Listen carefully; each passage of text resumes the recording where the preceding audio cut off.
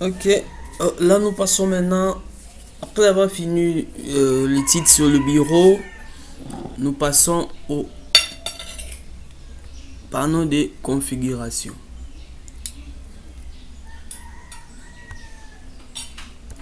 D'ailleurs, comme son nom l'indique, panneau de configuration, ça sert à configurer votre ordinateur. Même dans vos téléphones, je crois bien, vous avez le paramètre. C'est dans le paramètre que vous pouvez configurer votre ordinateur. Donc, tout ce que vous aurez besoin, plutôt configurer votre téléphone, tout ce que vous aurez besoin de faire, ça se trouve dans le paramètre. Mais ici, à l'ordinateur, nous parlons de panneau de configuration, mais il y a aussi le paramètre. Et comment accéder au panneau de configuration? Et ça dépend d'un système d'exploitation à un autre. Parce que ici, j'utilise Windows 8. Les vidéos précédentes, là, j'ai utilisé Windows 10. Alors, avec le Windows 8, c'est simple. Vous pouvez soit allez-y, vous pouvez soit aller sur le menu à gauche au coin ici, vous aurez ça. À partir de là, vous effectuez directement la recherche, vous écrivez panneau, voilà, il est là, panneau de configuration. Dès que vous cliquez, vous aurez ça. Ça, c'est le panneau de configuration. Ici, vous pouvez configurer votre système et la sécurité pour consulter l'état de votre ordinateur. Ça, c'est le panneau qui consiste à configurer les réseaux et Internet. Par exemple, afficher l'état de gestion du réseau, option du groupe. Et ici, c'est le matériel et audio. Et là, c'est les programmes. Compte utilisateur, apparence et personnalisation, c'est-à-dire ici, c'est ce que nous venons de faire, modifier l'arrière-plan, résolution de l'écran, et ainsi de suite. Mais là, nous allons parler sur les comptes et protection des utilisateurs. Ici, ça sert à choisir un utilisateur à modifier. Par exemple, mon ordinateur, le compte d'utilisateur, c'est Fondation FK. Alors ici, ça vous permet également de modifier le mot de passe. Vous pouvez modifier les noms de votre compte d'utilisateur et aussi modifier les types de compte. Vous pouvez également créer aussi un autre compte parce que on peut avoir un ordinateur mais avec 3 utilisateurs. Par exemple, dans une famille, vous pouvez avoir un ordinateur et chaque utilisateur a son compte dans ce même ordinateur. C'est ici qu'il faut le créer. Si vous avez besoin de modifier un compte, il suffit de cliquer ici. Vous mettez les nouveaux noms.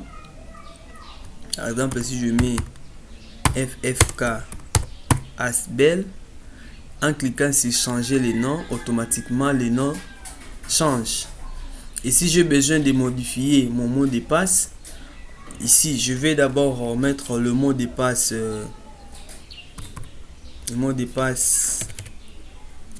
actuel, comme on le fait d'ailleurs d'habitude. Et j'insère le nouveau mot de passe.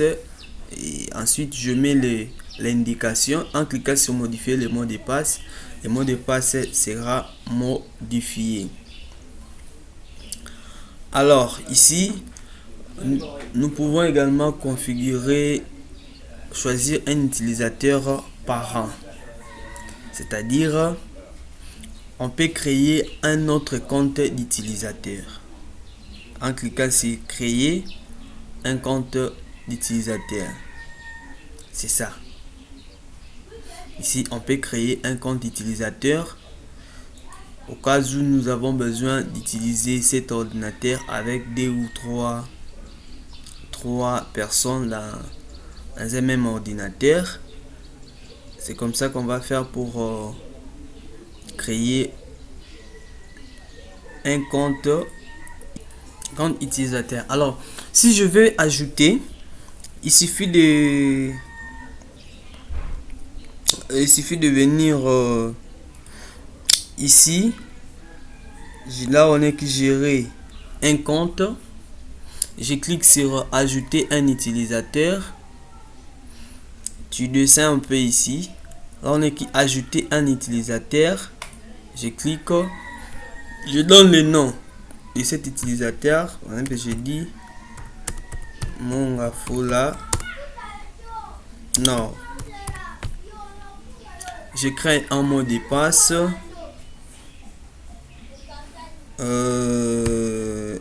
MGT 2022.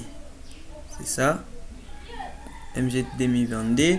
J'ajoute encore le mot de passe à nouveau. Et je mets l'indication de mot de passe. MGT par exemple. Je clique sur suivant. Par exemple, on me demande, s'agit-il du compte enfant? Activer le contrôle parental, ainsi de suite. S'il s'agit d'un compte enfant, c'est-à-dire vous avez votre ordinateur dans la famille, vous voulez créer les comptes pour chaque enfant, vous allez cocher là-bas. Sinon, s'il ne s'agit pas d'un compte enfant, vous cliquez sur terminer. Voilà, là maintenant, cet ordinateur aura des comptes. Il y a un autre compte utilisateur secondaire. Donc, si vous voulez accéder lors du démarrage de l'ordinateur, vous allez remarquer il y aura maintenant des comptes. Il y a et les comptes de l'administrateur et les comptes secondaires de Mongafola Nord. Voilà un peu ce qu'il faut faire concernant les comptes de l'utilisateur, parce que tout ordinateur doit être contrôlé, donc sécurisé plutôt. Il faut sécuriser votre ordinateur. Donc c'est un peu ça, ce qu'il faut connaître concernant les comptes.